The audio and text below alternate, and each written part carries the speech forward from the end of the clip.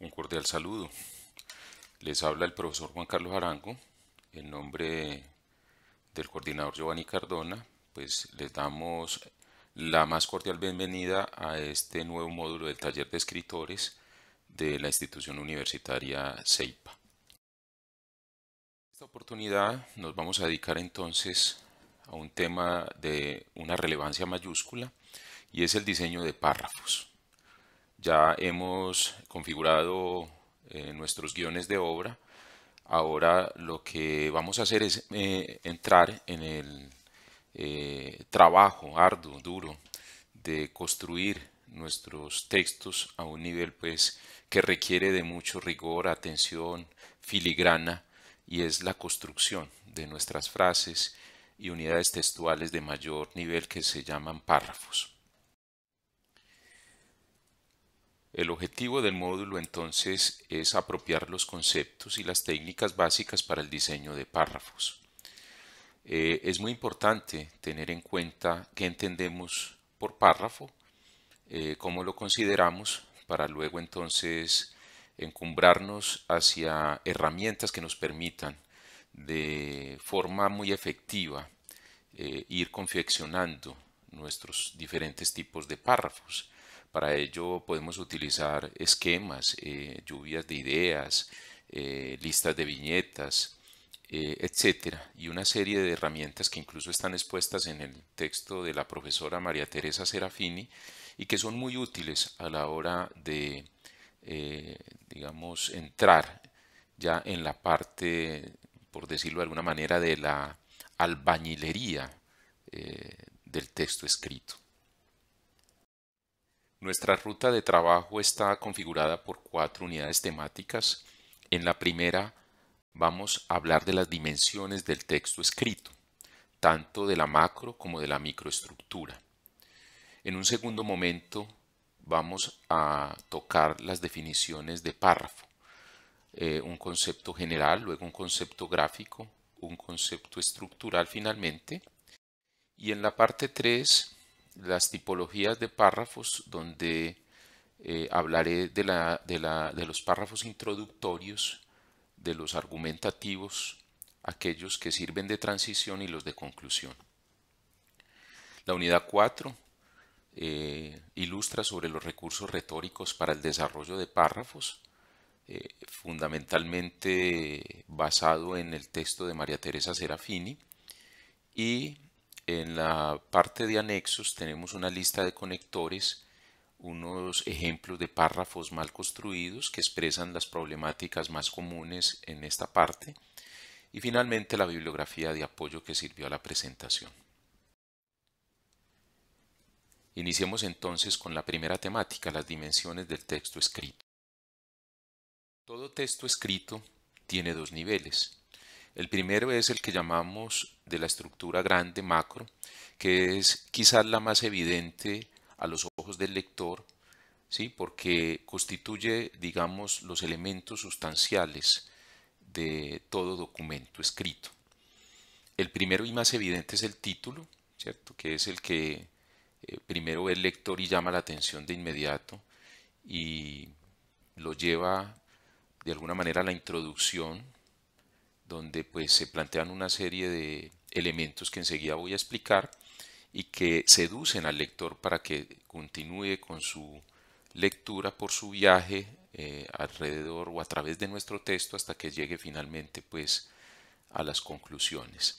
El tercer elemento es el desarrollo, que tiene que ver pues con los capítulos y subcapítulos, donde se exponen las ideas principales y las ideas secundarias que sirven pues de soporte como a la tesis central del texto. Y finalmente las conclusiones, que luego vamos a ver en qué consiste. Y la bibliografía, que son todas las fuentes de consulta y de referencia, que son muy importantes pues para darle el soporte y la fundamentación a nuestras ideas.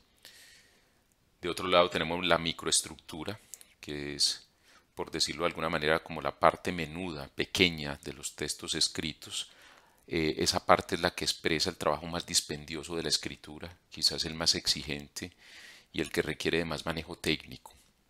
Dentro de la microestructura y que ya fue trabajada por nuestros estudiantes del taller en el guión de obra, tenemos los capítulos, los subcapítulos, que pueden estar divididos en acápites o apartados, los párrafos, las frases y las palabras, que serían como las células que constituyen el tejido de los órganos, que serían nuestras frases, que a su vez configuran los sistemas textuales, que serían los párrafos, y que le dan forma concreta a esa estructura mayor que es nuestro documento escrito.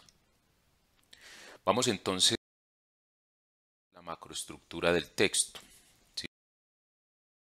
La estructura general de un texto podríamos entenderla en tres momentos. El primero es la introducción. Todo texto, si está bien escrito, sea un editorial, sea un artículo, sea un libro, sea un ensayo, deben tener estos tres elementos.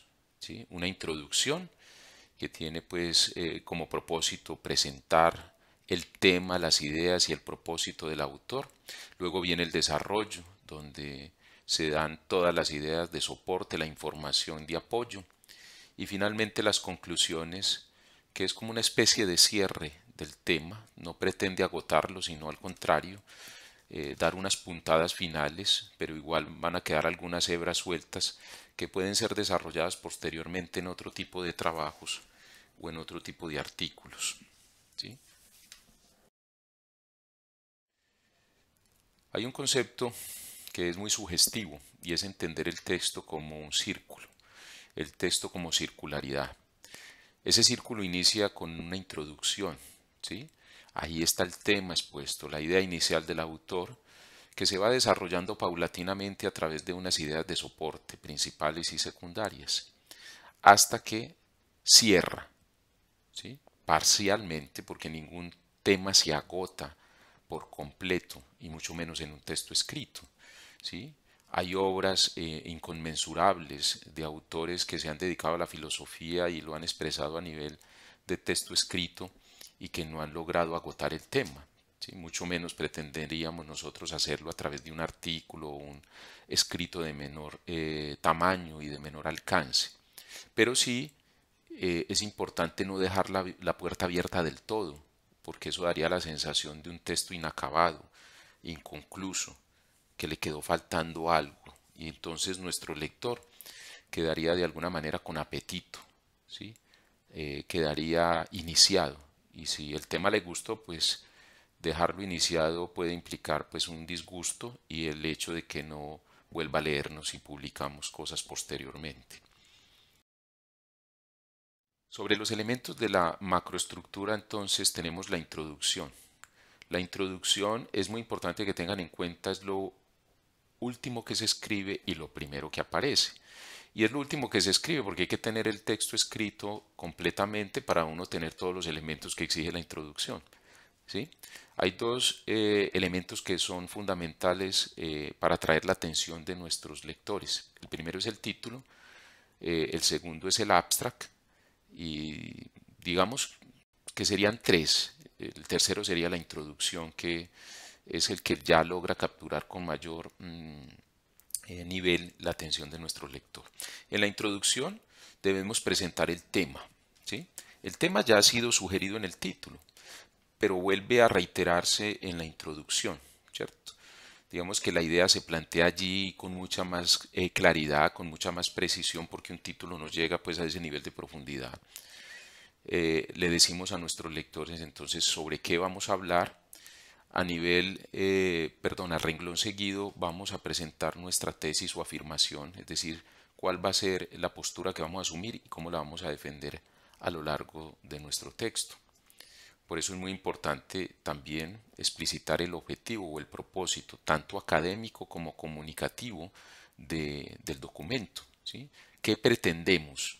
Por eso es muy importante uno tener muy claro al tipo de público que se dirige y en qué tipo de publicaciones y formatos va a publicar.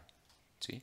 Y definir pues, un propósito que debe quedar plenamente identificado a los ojos del lector. luego enunciar los puntos que desarrollarán el tema.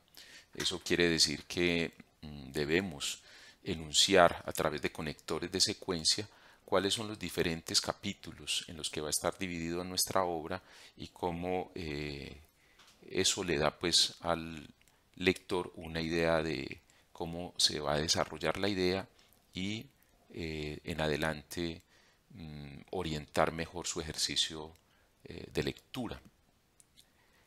Es muy conveniente tener claro dentro de la secuencia de las distintas unidades temáticas del texto una estructura coherente y lógica que permita de alguna manera leer fluidamente, digamos, esa coherencia del texto escrito y no dar la impresión de que hay desorden en la estructura y que nuestro lector aborte el ejercicio de entrada. Hay que decirle también en la introducción a nuestros lectores cuál fue el método que usamos para desarrollar el tema, cómo conseguimos la información, cómo la procesamos, cómo la presentamos. Y en las conclusiones, más adelante se puede decir qué tipo de inconvenientes tuvimos también en ese ejercicio de la información. ¿Sí?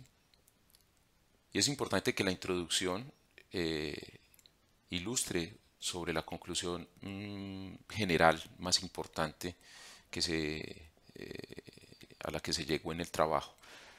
Obviamente podemos tener muchas más conclusiones, pero la idea no es agotar todas los hallazgos o digamos esos elementos en la introducción. Bueno, la fase de desarrollo entonces implica que vamos a desplegar nuestra tesis a través de ideas generales. ¿Sí? Para eso vamos a utilizar pues obviamente nuestros capítulos y subcapítulos que son el reflejo de las ideas principales y secundarias, ¿sí? Y que ya pues esbozamos de alguna manera en nuestro plan de obra. Debe haber un desarrollo coherente del tema. Eso requiere pues de un manejo de la estructura lógica, de los conectores de orden, de una planeación obviamente que nos permita tener enlazadas perfectamente las ideas principales con las secundarias.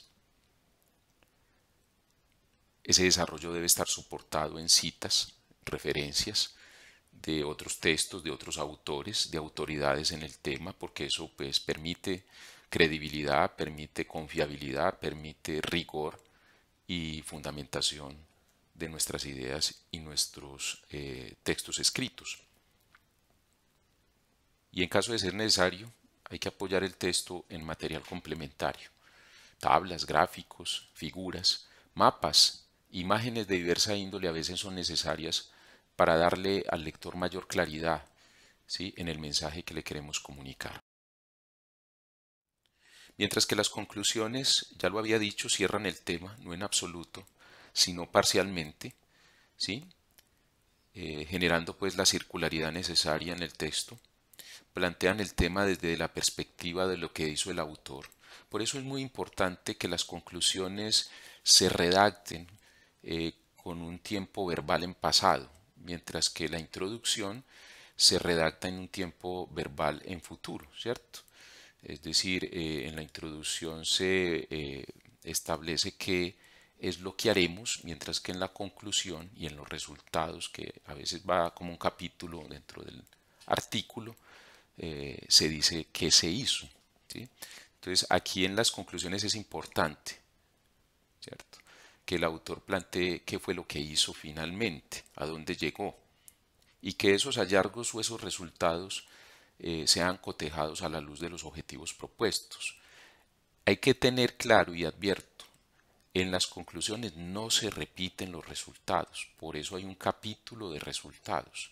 Las conclusiones lo que tratan de hacer es una discusión, digamos, en un marco de referencia más amplio de esos resultados, ¿sí? Sugiero como parámetro tener una conclusión por cada unidad temática o capítulo del texto. De esa manera se logra equilibrio y coherencia, ¿sí?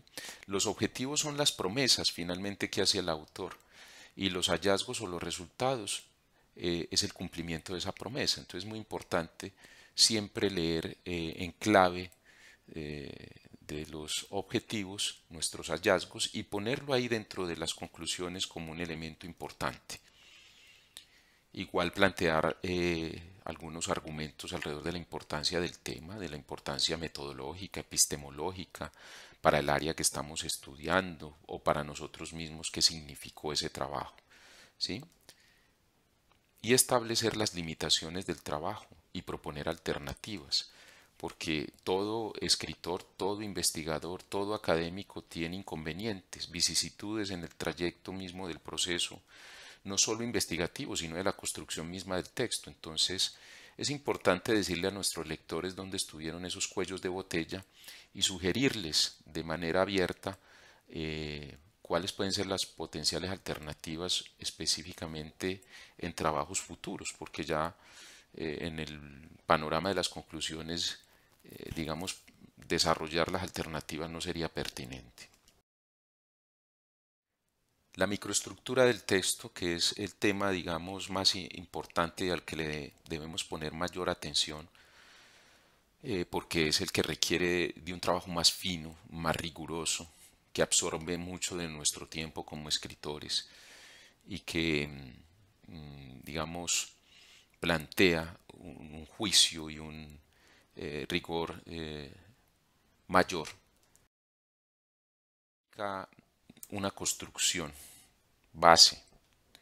Y esa construcción base la vamos a hacer a partir de nuestros párrafos. Por eso la imagen alude a que los párrafos son como esos adobes que vamos pegando en un muro, pero hay que ponerlos de determinada manera y pegarlos para que el muro no se nos caiga, no se nos tuerza, ¿sí? Y en eso pues ayudan las técnicas, ayuda la práctica, ayuda la lectura, ¿sí? Porque este tipo de técnicas también se apropian o se introyectan en la medida en que vamos leyendo sobre el tema, vamos leyendo gente que escribe bien, autores que tienen, digamos, mucha cancha, mucha experiencia en la parte académica del tema en especial, pero también en la parte de la difusión de textos escritos al respecto.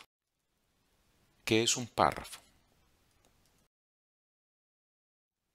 En términos generales, es una unidad textual básica, ¿sí?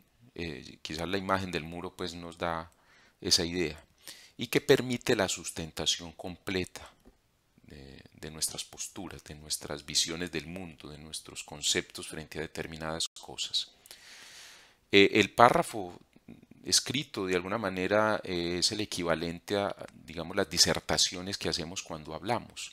Lo que pasa es que cuando conversamos con alguien, el lenguaje hablado tiene una lógica y una complejidad distinta, porque hacemos digresiones, paréntesis, vamos en el tiempo, nos devolvemos, nos apoyamos en el lenguaje corporal, hacemos inflexiones de rostro, de manos, de voz, ¿cierto?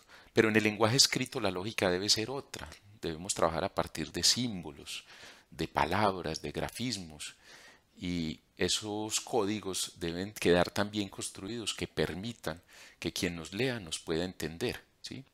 Y que incluso pueda discutir con nosotros si es del caso.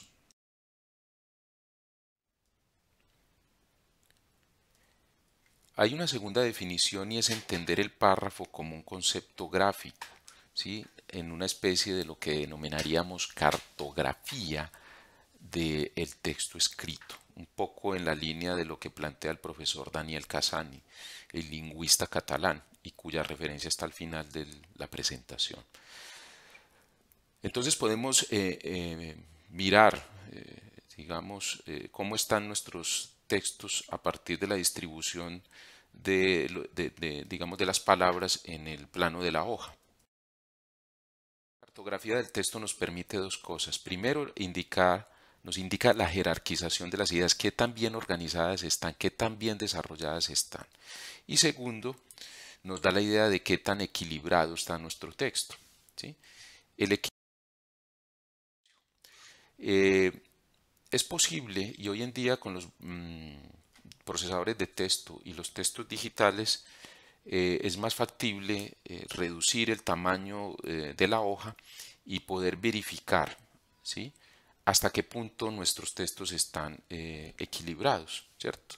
Entonces podemos simplemente recurrir al zoom y de esa manera poder verificar por encima qué tan equilibrado o tan desequilibrado está nuestro texto, ¿sí? Ejemplos que son más ilustrativos. Aquí tenemos un texto desequilibrado, ¿cierto? Este texto está conformado por 4 párrafos. Si nosotros lo miramos en términos, digamos, a golpe de ojo, tenemos que el primer párrafo es un párrafo corto que nos estaría dando la idea de que hay un desarrollo parcial de la tesis del autor en esa parte y que quizás planteó una idea secundaria pero no logró desarrollarla más a fondo, ¿sí? Habría pues que leerlo en detalle para uno verificar eso. Tenemos un segundo párrafo que es un párrafo mucho más extenso, ¿cierto? Y que de alguna manera está sugiriendo que hay un desarrollo mayor de la idea principal allí, ¿sí? El tercer párrafo podría ser un párrafo de transición. En caso de que no lo fuere, pues tiene un problema grande y es que simplemente enuncia la idea principal pero no hace ningún tipo de desarrollo de la misma. Entonces la idea queda incompleta y obviamente eso rompe la continuidad en el desarrollo de la temática. Y al final tenemos un párrafo que digamos tiene un desarrollo medio, ¿sí?, y que no logra pues equipararse al segundo párrafo. En ese sentido podríamos decir o que el autor amplíe las ideas de los párrafos 1, 3 y 4 en aras de lograr equilibrarlo con el segundo, o reducir el tamaño del segundo, ampliar la idea del tercero y lograr un desarrollo muy similar al del cuarto párrafo. Mientras que aquí tenemos un texto equilibrado, ¿sí? Si lo miramos desde la cartografía, es claro entonces que nosotros podemos calcular el número de líneas y decir que hay cierto equivalente o un promedio de líneas o de palabras que me estarían diciendo que en efecto este es un texto que tiene pues digamos mejor desarrollo en términos de los planteamientos de las ideas. Hace días alguien me preguntaba, bueno, pero ¿cuál es el parámetro para uno saber cuántas palabras o cuántas líneas tiene un párrafo? En textos promedio de los que manejamos en la academia y en los artículos de nuestras publicaciones, y por mi experiencia, podría decir que un párrafo está entre las 150 y las 200 palabras. Eso nos estaría dando alrededor de unas 600, 800 palabras por cuartilla o por página, ¿sí? Y eso de alguna manera nos sirve como parámetro. No es una camisa de fuerza para guiar, digamos, la extensión y la cartografía de nuestros textos y tener pues ahí como un referente importante a la hora de hacer nuestra escritura. La tercera definición es la que plantea el párrafo como una unidad estructural, ¿sí? Aquí entonces es básico entender que todo párrafo tiene una idea principal y unas ideas de apoyo. Esas ideas de apoyo pueden tener diversas formas, pueden ser razones, argumentos, pueden ser ejemplos nuestros o ajenos, ¿sí?, que sirvan y que sean pertinentes y sirvan de apoyo a nuestra temática y obviamente a la tesis que estamos defendiendo. Pueden ser datos estadísticos, valores, magnitudes, ¿sí?, tasas de crecimiento, tasas de participación, etcétera. Puntos de vista de autoridades en el tema, de autores que hayamos leído, ¿sí?, que sean reconocidos dentro del ámbito de trabajo en el cual nosotros estamos ubicados también. Pueden ser igualmente puntos de vista o testimonios de personas que no son expertas, pero que tienen información relevante para nuestro trabajo de investigación y documentación. En ese sentido podemos entonces hacer uso de varias metáforas. La primera es entender nuestros párrafos como un edificio, como una casa, donde la idea principal está arriba, es el techo, ¿sí? Es el techo, es el que cubre de alguna manera el espacio interior de la vivienda, y ese techo está soportado en unas paredes, en unas columnas que serían nuestras ideas secundarias o ideas de apoyo. Y esas ideas de apoyo a su vez están paradas o soportadas en los párrafos, ¿sí? Entonces de esa manera lograríamos tener eh, nuestro texto escrito como si fuera una edificación. En la medida en que las ideas secundarias estén bien construidas, estén bien apoyadas con información sólida, confiable, verificable, de fuentes serias, en esa medida pues la idea principal cobra fuerza. Pero igualmente esas ideas secundarias tienen que estar muy bien constituidas a partir de lo que es la constitución misma de los párrafos. Todo párrafo debe tener unidad, ¿sí? Esto es fundamental dentro de la definición estructural. Es decir, las ideas de apoyo deben trabajar para la idea principal. Y hay que tratar de evitar al máximo en caer, y me perdonen la expresión, en una especie de esquizofrenia textual que es muy habitual en los escritores noveles o más inexpertos, incluso en escritores o investigadores ya de trayectoria, y es que uno lee las ideas secundarias y no tiene nada que ver con la idea principal, ¿sí? Es como una especie de desorden que no deja leer muy bien el mensaje y le dice a uno, bueno, esta persona cuando escribe, ¿qué estaba pensando? ¿Por qué las ideas que da de apoyo no tienen nada que ver con la idea principal? ¿Por qué se perdió? ¿Por qué se desligó? Y eso pasa con frecuencia, sobre todo por la falta de claridad mental en el desarrollo de las ideas, y segundo, por falta de una planeación previa, concienzuda y sesuda de el texto escrito. Eso se produce sobre todo cuando uno arranca a escribir en caliente. Eso es muy común que cuando usted arranca, eh, digamos, por el impulso mismo de la idea o del ímpetu que tiene en un momento dado o de la necesidad de escribir, termine asociando cosas que en el fondo no tienen ninguna relación.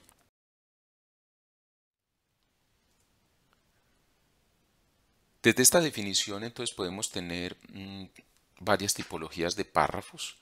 Los párrafos pueden tener la idea principal en tres lugares.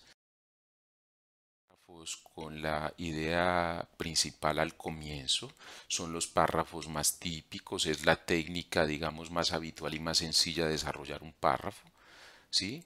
Yo pongo la idea principal y a continuación voy poniendo ideas secundarias que me permitan ir soportando este elemento inicial.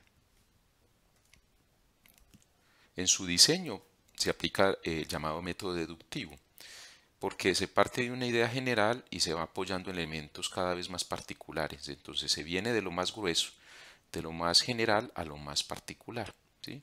Y es una manera en que el pensamiento puede, digamos, funcionar de manera más sencilla, más fácil. No quiero decir que sea completamente fácil, porque esto es de ejercicio y de concientización y de un trabajo habitual, pero es una forma pues que de alguna manera ayuda a desarrollar las habilidades escriturales. Tenemos un ejemplo de párrafo con idea principal al inicio, donde la idea principal está subrayada en rojo, viene un punto seguido, a continuación se expresa la primera idea secundaria, va otro punto seguido, ¿sí? Se expresa la segunda idea secundaria, punto seguido, la tercera idea, punto seguido, y la cuarta idea, que es como una idea conclusión, ¿sí? Que está al final. Como pueden ver, este párrafo utiliza una puntuación muy precisa, apoyado en el punto y seguido. La escritura anglosajona en inglés se escribe muy habitualmente en los textos académicos con este tipo de recursos, lo cual le da precisión, le da concreción al desarrollo de las ideas. Cuando nosotros alargamos las ideas con comas, puntos y comas, o guiones con incisos, paréntesis, hay que hacer más pausas. Eso le quita de alguna manera continuidad a la idea, cansa la lectura y pierde al lector muchas veces en el desarrollo de la idea. Pero aquí podemos tener mucha más soltura y mucha más ubicación del lector a través de este tipo de técnica de puntuación. Los párrafos con idea principal en el medio son párrafos que pueden ser más vivaces en la escritura. A veces se utilizan mucho, digamos, como recurso para sugerir o para atraer más la atención del lector, ¿sí? El peligro es que pueden conllevar a la ambigüedad, por eso hay que tener mucho cuidado en el, digamos, plan para desarrollar este tipo de párrafos, ¿sí? Básicamente con el esquema inductivo, deductivo, inductivo. ¿Eso qué quiere decir? Que se parte de un dato o un ejemplo ilustrativo, luego se enuncia la idea y se cierra el párrafo con un dato adicional de apoyo. Permitir ilustrar mejor eso, es lo que se llama el modelo sándwich. Es decir, que yo tengo la idea principal como si fuese el jamón del sándwich y la tajada de pan de arriba es mi primera idea de apoyo y la tajada de pan de abajo es la segunda idea de apoyo. Este tipo de metáforas pues son muy ilustrativas y muy didácticas para que la gente comprenda más o menos cómo se puede estructurar este tipo de párrafos. Aquí tenemos un ejemplo de párrafo con idea principal en el medio y que trabaja sobre la misma base del tema del párrafo ejemplo anterior, ¿cierto? Entonces aquí, ¿qué hacemos? Simplemente cogimos la idea que estaba en el comienzo y la metimos aquí entre puntos seguidos, ¿sí? Decimos, digamos, un detalle, el comportamiento económico de Colombia del año anterior fue jalonado por los sectores de la construcción y financiero. Luego viene un conector de orden, ¿sí? Se alude pues al primer sector y al dato del segundo. Lo ideal sería que estos datos estuvieran apoyados en fuentes con un pie de página, ¿cierto? Pero por motivos pues del caso y de la didáctica, pues obviamos ese detalle, pero ustedes lo deben tener siempre en cuenta. Luego viene la idea general incrustada aquí y una especie de idea de cierre o de conclusión dentro del mismo párrafo, ¿sí? Miren que de algún modo la estructura en esencia no se transforma, perdón, la estructura si el mensaje no. ¿Sí? El tema sigue siendo el mismo, simplemente utilizamos un recurso como para llevar al lector por otro camino. Tenemos los párrafos con idea principal al final. Este es muy común en los textos didácticos, sobre todo porque trabajan sobre el método inductivo, entonces se van dando una serie de ejemplos, casos, procedimientos y al final se cierra pues como con la gran conclusión o la gran idea, ¿sí? Y eso permite que el lector entonces al final, solo al final, comprenda muy bien lo que le estamos diciendo, ¿sí? Es un recurso interesante, hay que tener cuidado también porque si no se maneja de forma adecuada puede llevar al desencanto del lector o a que el lector pregunte, bueno, ¿y este escritor hacia dónde me lleva? Dado que está pues dando vueltas y dándome información, pero finalmente no sé qué es lo que me quiere decir. Aquí tenemos el mismo tema, de alguna manera el párrafo tiene los mismos elementos, ¿sí? Y al final pues le damos una voltereta utilizando pues un conector de cierre o de conclusión que es en términos generales, ¿sí? Y luego viene la frase general que cierra pues todo lo que fue la disertación previa de la temática, ¿sí? Entonces, este tipo de párrafos requiere un poquito más de complejidad y de habilidad por parte del escritor, pero de alguna manera pues es muy versátil y le da frescura al texto escrito. Y tenemos los párrafos con idea principal implícita, que es una idea que está inmersa en todo el párrafo. Entonces, aquí lo que estamos haciendo es dejándole al lector el esfuerzo para que él extraiga la idea principal, lo cual puede ser muy peligroso, ¿cierto? Porque esto requiere de muchísima habilidad por parte del escritor en aras de no embolatar y no extraviar el interés del lector. Entonces, este tipo de párrafos quizás requiere de mucha habilidad y mucho ejercicio para lograr ese propósito de que nuestro lector no se pierda. Y aquí tenemos un ejemplo que va en la misma línea de los anteriores, donde no hay una idea general explícita dentro del texto, damos todos los elementos y ya depende de la habilidad del lector sacar la idea principal y esquematizar qué es lo que le queremos decir dentro del mensaje que le estamos dando.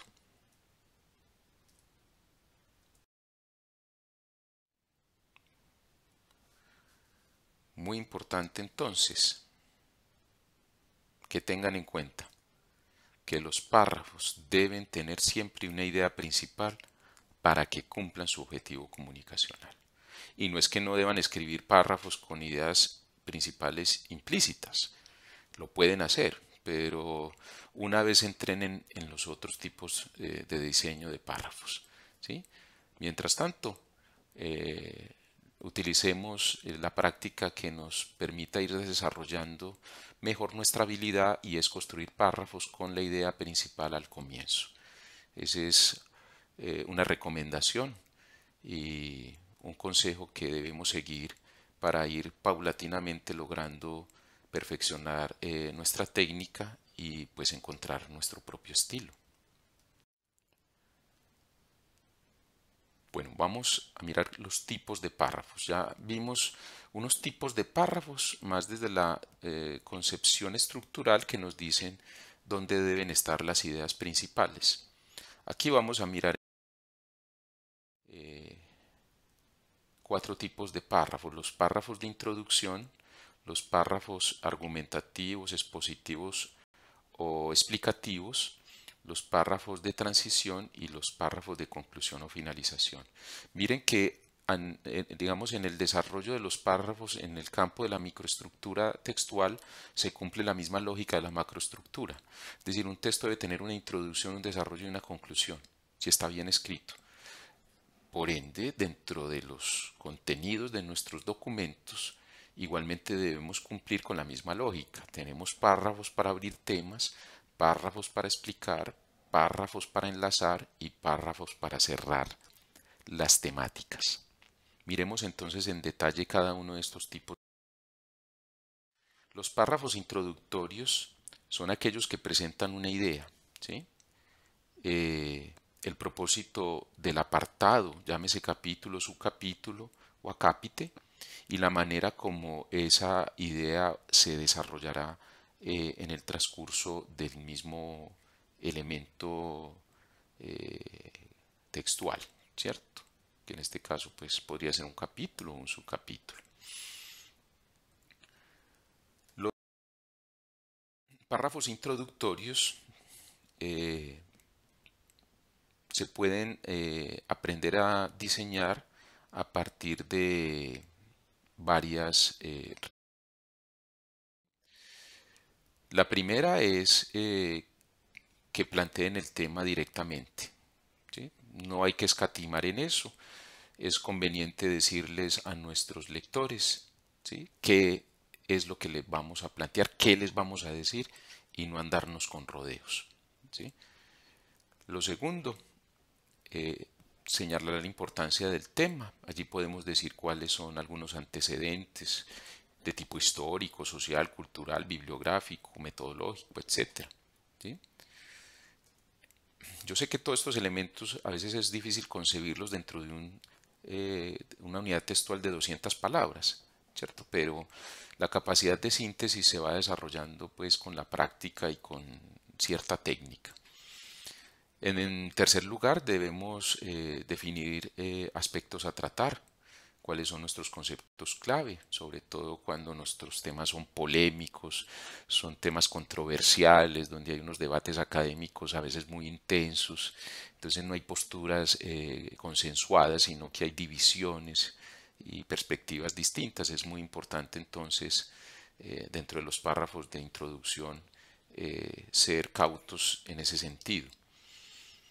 ¿Qué método de enfoque voy a emplear? ¿Cierto? Entonces voy a decir, bueno, ¿cómo desarrollé ese tema en particular? Acuérdense que en la introducción uno habla del método de todo el texto, de todo el artículo, mientras que aquí vamos a hablar del método que seguí en ese tema en particular, en ese capítulo o subcapítulo concreto. ¿Sí? Allí podemos utilizar recursos para atraer la atención de nuestros lectores, como iniciar con una pregunta retórica, ¿cierto? Eso a veces llama mucho la atención, sobre todo si el tema es polémico, ¿sí? Eh, Abrir como una pregunta como ¿es posible demostrar la existencia científica de Dios? Y eso ya genera inquietud, ¿cierto? Como ejemplo, ¿sí? ¿O debe la Corte Constitucional aprobar la eutanasia? ¿Sí? Esas preguntas abren el apetito del lector y posiblemente los lleven a que continúe leyendo nuestro texto.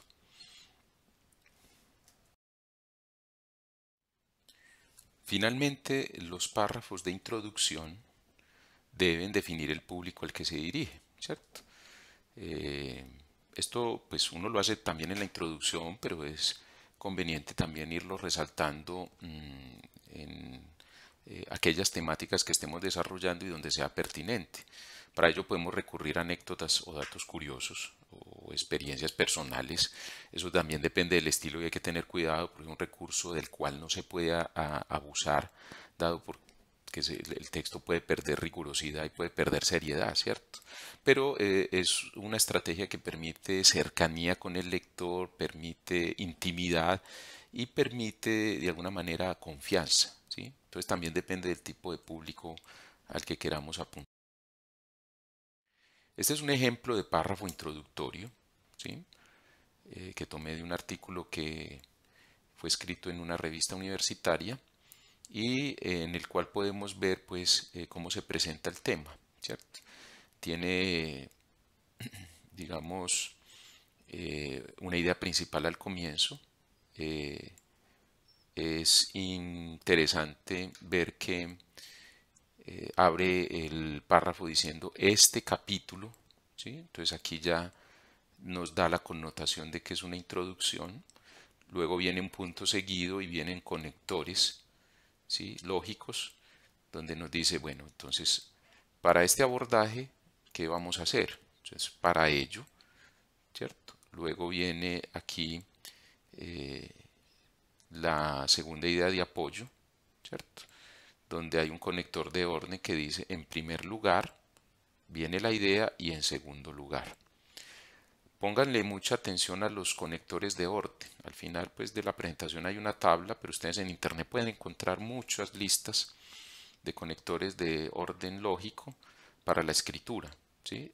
Es muy importante esto en la elaboración de párrafos, especialmente de párrafos introductorios o párrafos de numeración, donde es importante pues conservar la secuencia lógica de las ideas y no romper abruptamente la lectura de nuestros lectores, extraviándolos pues en la idea. Tenemos los párrafos explicativos, estos son fundamentales sobre todo porque nuestros textos son académicos, son científicos, son investigativos. Entonces, lo que vamos a hacer en últimas es dar razones, dar argumentos, dar soporte científico a nuestras ideas, ¿cierto? Entonces, aquí es muy importante siempre apoyarnos en argumentos bien construidos que nos permitan validar nuestras ideas o desvirtuar alguna hipótesis o tesis que tengamos planteada, porque uno también puede escribir en aras de desvirtuar una idea, ¿cierto? Una idea que defiende un autor o que es parte de una contracorriente que yo critico. Entonces, arranco por la tesis contraria y me encargo a lo largo del documento de demostrar cuáles son sus falencias, sus debilidades, sus inconsistencias, sus contradicciones. Es muy importante que tengan en cuenta a la hora de escribir párrafos explicativos las siguientes recomendaciones. Resaltar siempre la idea principal al comienzo o al final del párrafo, ¿sí? Debe quedar explícita, debe quedar clara, ¿sí? Arriba les daba la metáfora del sándwich y de la casa, pero también podemos trabajar sobre la idea de la espina de pescado, ¿sí? Donde la idea principal es la columna vertebral, el eje fundamental y la cabeza de nuestro párrafo, y luego vienen entonces las espinas o las vértebras, que son las ideas secundarias que nutren y apoyan esta idea principal, ¿sí? Esa es otra manera de ver nuestros párrafos argumentativos o párrafos explicativos. Este es otro recurso muy interesante para desarrollar ideas principales en párrafos de este tipo, y es poner nuestra idea principal. Esto es lo que llama el esquema de la S invertida, como lo pueden ver, ¿cierto? Y es que tengo una idea principal que arranca el párrafo, luego vienen mis ideas secundarias, datos, cifras, casos, ejemplos, y al final está la idea conclusión, ¿sí? Entonces miren que dentro de los párrafos argumentativos vuelve y se cumple la estructura famosa de introducción, desarrollo, conclusión, ¿sí? Lo que se dé en la macroestructura se da en la microestructura, y eso permite, es un principio fundamental que incluso es traído de la física y lo aplicamos en la lingüística y en la lectoescritura, ¿sí? Esta es otra técnica, y es tener un párrafo. Esto es una técnica para enlazar dos párrafos de corte argumentativo, donde tenemos en el primer párrafo la idea principal, luego las evidencias y luego la idea conclusión, ¿cierto? Y una manera de engranar los dos párrafos es abrir el párrafo 2 con el predicado, ¿sí? La idea en su predicado me va a plantear los elementos, ¿cierto?, de la conclusión o de la idea cierre del primer párrafo, ¿cierto? ¿Qué es el predicado? El predicado es lo que le sigue al verbo. Entonces aquí debemos tener una frase de idea de sentido completo, y la parte que le sigue al verbo debe servirnos de alguna manera, ¿sí? Como complemento de la idea subsiguiente en el párrafo 2, ¿cierto?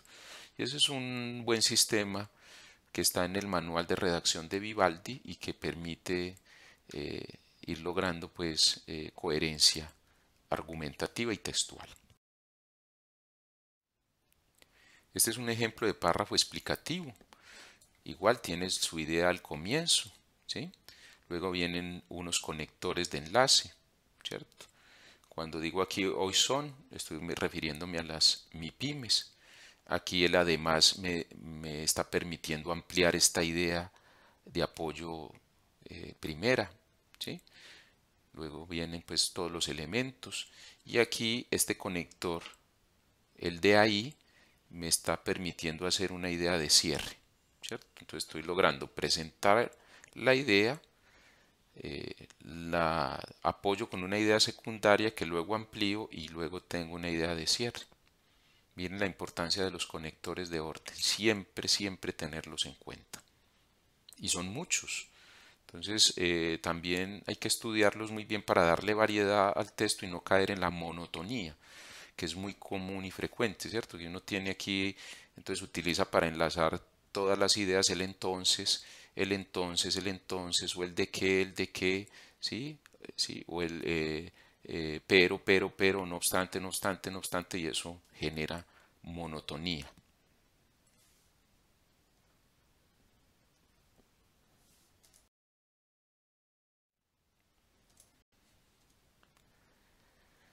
El modelo de Toulmin, que se le achaca pues a un filósofo y lingüista muy famoso, permitió diseñar pues una estructura que permite no solo fundamentar y argumentar una idea, sino también construirla en términos textuales. El modelo Toulmin funciona con este esquema, ¿cierto? Es un esquema que tiene 6 elementos. El primer elemento es el elemento donde damos las evidencias o los datos de nuestra idea, ¿sí? En el segundo elemento hay que tener en cuenta unas restricciones, ¿sí?, unos limitantes de la idea principal. Luego viene la justificación de la idea, la importancia de la idea, los ya que de la idea. Y aquí tenemos lo que se llama en el modelo de Toulmin las garantías de la idea. Es decir, en qué estoy respaldando esta idea. ¿Sí? Estos datos que estoy dando aquí, en qué fuentes están respaldadas. Listo.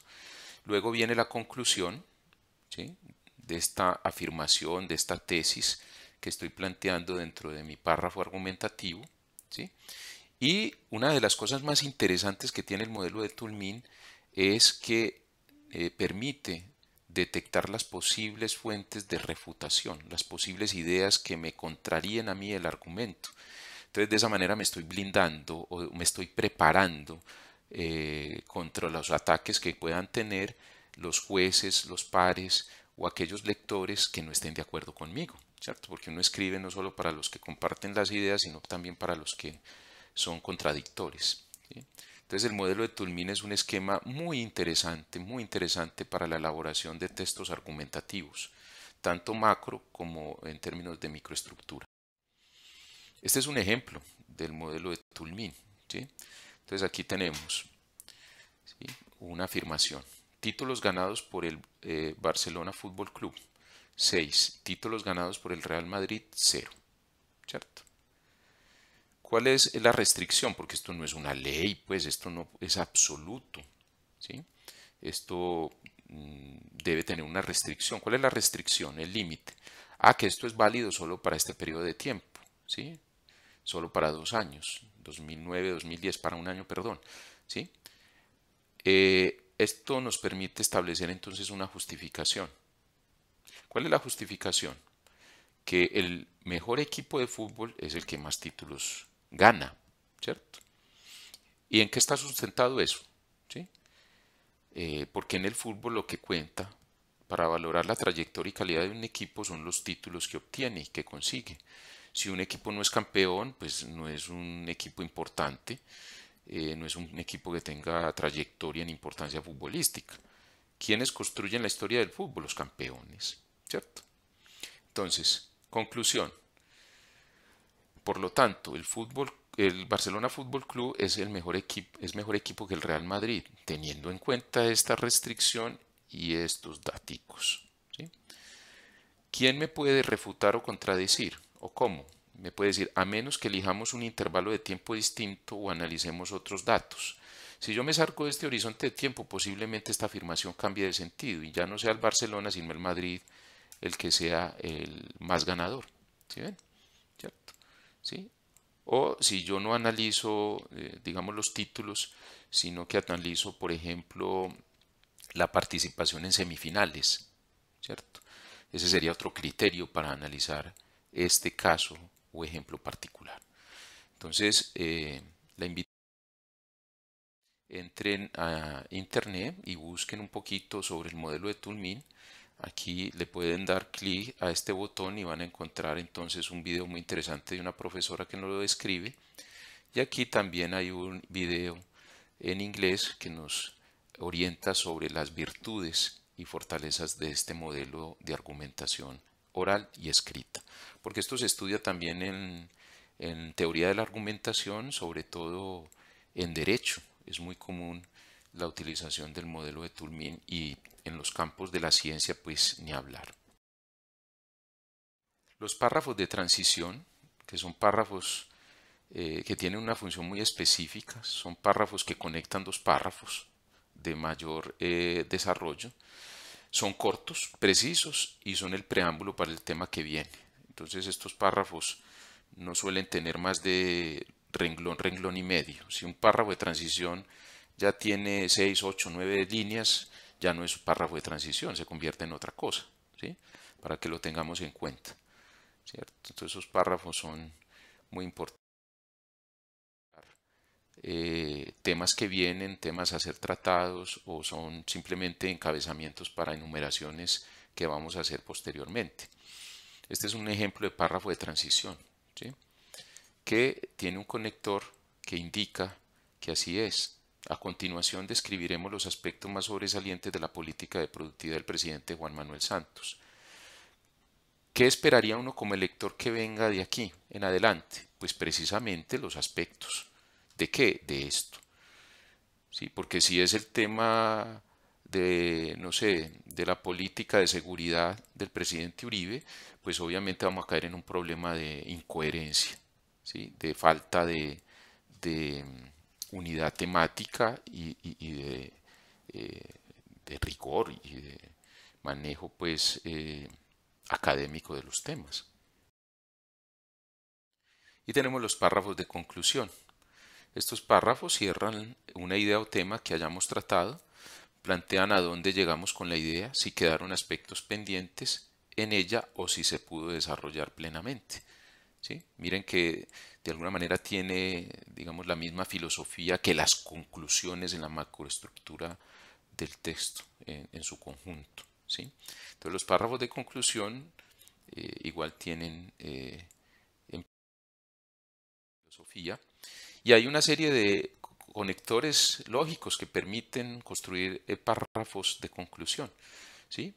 En definitiva, en últimas, en suma, finalmente, ¿cierto? Es un conector que permite darle ese aire de cierre, de conclusión, de punto de llegada a nuestros párrafos de desarrollo, ¿cierto? El párrafo de conclusión primero cumple esa función de darle como cierre al tema que estemos trabajando, ¿sí? Y permite lograr pues esa circularidad a nivel micro. Tenemos los recursos retóricos para el desarrollo de párrafos. En este sentido, pues simplemente los voy a anunciar porque el documento de la profesora María Teresa Serafini fue enviado al correo electrónico. Es un capítulo pues que una serie de técnicas muy útiles, muy interesantes, muy didácticas que espero ustedes pongan en práctica y que uno pues todavía lo hace porque eso ayuda todos los días a construir mejores textos. Entonces los invito para que se apoyen en ese tipo, en ese documento de Serafini y amplíen un poquito más, ¿cierto? A través de este vínculo en Dropbox, eh, ilustren un poquito más este tema de los recursos retóricos. Los recursos retóricos son básicamente herramientas que me sirven para darle versatilidad, para darle aire nuevo, para darle estilo y un toque único y personal a los textos que nosotros escribimos. ¿Sí? Básicamente tenemos 6 tipos de recursos retóricos. Tenemos los párrafos de enumeración, tenemos los párrafos que desarrollan conceptos muy comunes en los párrafos argumentativos, los párrafos de secuencia, los párrafos de enunciado solución a un problema, de comparación y contraste, y párrafos de causa-efecto. Igualmente, en el documento de la profesora María Teresa van a encontrar los recursos retóricos que son útiles a la hora de construir las introducciones y las conclusiones. ¿Sí?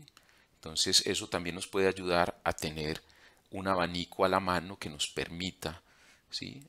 Ser más versátiles y construir estilos diversos dependiendo de nuestros textos y nuestros. Finalmente, pueden mirar este anexo, hay una lista, un resumen de conectores de orden que se utilizan en la escritura, ¿cierto? Entonces es muy interesante porque ustedes los tienen clasificados, conectores para ordenar las partes de un texto, para distinguir entre dos ideas, para presentar un nuevo aspecto, para resumir, ¿cierto? Para insistir en un aspecto o hacer énfasis o hincapié, para expresar oposición, para indicar causa y consecuencia, ¿sí? Para introducir ejemplos, puntos de vista o manifestar certeza. Los invito a que consulten este hipervínculo en el cual ustedes pueden encontrar una plataforma en la cual pueden ir listando los conectores dependiendo de sus necesidades e inquietudes. Y estos son ejemplos de párrafos mal escritos, de párrafos a partir pues de mi experiencia como docente. ¿Sí? Este es un párrafo bastante particular escrito por un estudiante de economía de la Universidad de AFID y que pues expresa una serie de problemáticas bastante serias que ya ustedes pues tendrán la oportunidad de tipificar. Este es otro buen ejemplo de un párrafo mal escrito. Los textos mal escritos tienen la virtud de que nos sirven para aprender qué no se debe hacer. Entonces, este es más con propósitos didácticos. En ningún momento pues buscamos evidenciar los errores del estudiante y ridiculizarlos, sino más bien tenerlos como fuente, porque igual estos textos se retroalimentan y se le sugiere al estudiante pues qué es lo que debe hacer para mejorar. Y en esos dos párrafos más frecuentes en este tipo de diseños textuales, la falta de estructura lógica en las ideas, el deficiente manejo de la puntuación, de las tildes, las mayúsculas y la ortografía en general, que es fundamental. Eso no lo podemos obviar. De nada sirve construir un buen párrafo, pero si usted tiene errores de ortografía, pues eso puede ser fatal. El mal uso de la estructura gramatical, es decir, del orden que cumplen las palabras en las oraciones, en las frases, la presencia de muletillas, reiteraciones innecesarias o repetición de palabras y conceptos que convierten los textos en monótonos, pesados y aburridos. Bueno, finalmente tenemos la bibliografía, el texto de Daniel Casani, La cocina de la escritura. Los invito a que lo lean porque en verdad es un manual de escritura muy interesante. La escritura como el arte de cocinar, pero de cocinar otras cosas. Algunos elementos tomados del taller de escritura que dicta la Universidad de Antioquia a su planta docente y el texto de la profesora María Teresa Serafini, cómo se escribe el capítulo 5. Es de alguna manera el que más nos sirve en este caso. Y en YouTube también hay unos recursos en video que pueden ser muy útiles porque hay una serie de profesores, lingüistas, gente metida en el tema del lenguaje que han elaborado materiales de apoyo que son sin duda un aporte interesantísimo pues a este ejercicio de calificar a nuestros jóvenes escritores.